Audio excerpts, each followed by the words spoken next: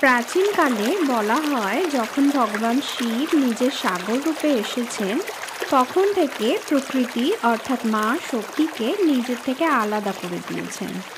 এতে সৃষ্টির সঞ্চালনে প্রভাব পড়ছিল। তাতে কি হয়েছিল জানেন?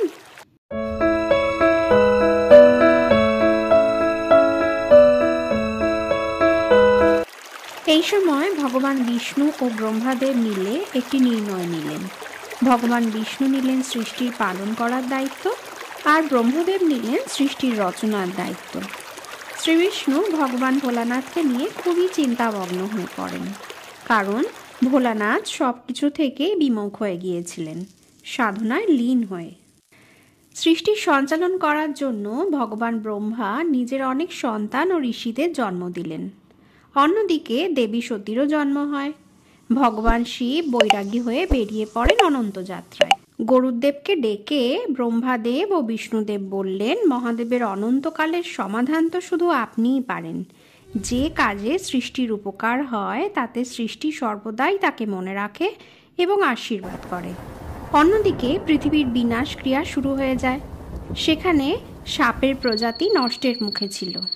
বিষ্ণু বাহন গরুর সাপেদের ওপর আক্রমণ করে। সর্পকুল প্রায় ধ্বংসের মুখে।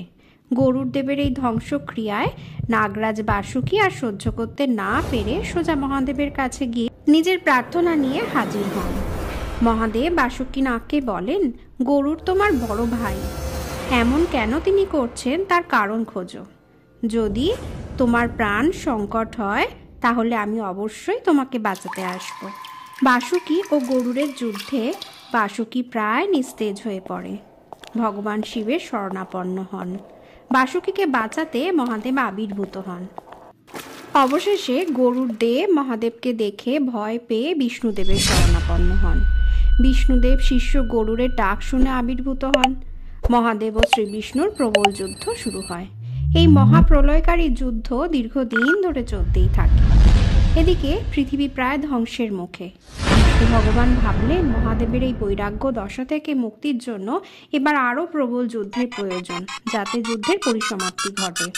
তাই তিনি মহাদেবকে আরও রাগিয়ে দিলেন, যাতে মহাদেব রেগে গিয়ে ত্রিশূল ছুঁড়ে মারলেন। শ্রী বিষ্ণুর বক্ষে গিয়ে সেই ত্রিশূল বিঁধল। এই পরিস্থিতি দেখে মহাদেব শান্ত হয়ে গেলেন। শ্রীবিষ্ণু বুঝতে পারলেন মহাদেব এবার শান্ত হয়েছেন। মহাদেব শ্রীবিষ্ণুর কষ্ট দেখে বিষ্ণুদেবের ক্ষত সারিয়ে দিলেন। মহাদেব নিজের বৈরাগ্য ত্যাগ করলেন। মহাপ্রলয়কারী যুদ্ধের অবসান হল। বাসুকী নাগকে নিজ গলায় স্থান দিলেন এবং সিদ্ধকান্ত নামে পরিচিত হলেন। মহাদেবও শ্রীবিষ্ণুর নামকরণ করলেন নাগেন্দ্র হরায়ণ। তারপরই সৃষ্টি মহাপ্রলয়ের হাত থেকে রক্ষা পেল। মহাদেব ও মা পার্বতীর বিবাহ সম্পন্ন হলো। পুরুষ ও প্রকৃতি সমানভাবে বইতে শুরু করলো। সৃষ্টি হলো নতুন সূচনার। কেমন লাগলো বন্ধুরা, তা কমেন্ট করে জানাবেন। তথ্যটি যদি ভালো লেগে থাকে তবে মিটস উইথ গডলিকে সাবস্ক্রাইব ও লাইক করে পাশে থাকবেন।